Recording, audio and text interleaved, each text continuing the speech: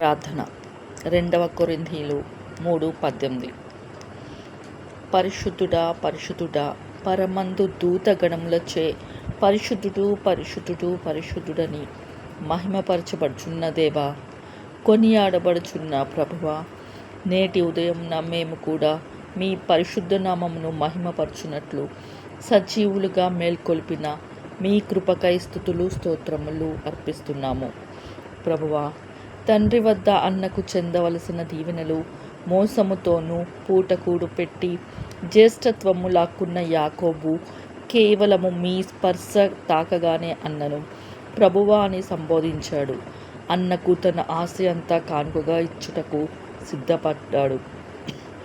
సుంకపు గుత్తదారుడును ధనవంతుడనై జక్కయ్య మిమ్మును చేర్చుకున్న వెంటనే ఆస్తిలో సగము బీదలకిచ్చాడు.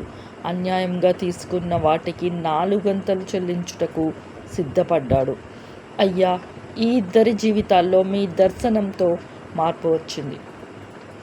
వారి చర్యలు మారాయి, హృదయాలు మెత్తబడ్డాయి.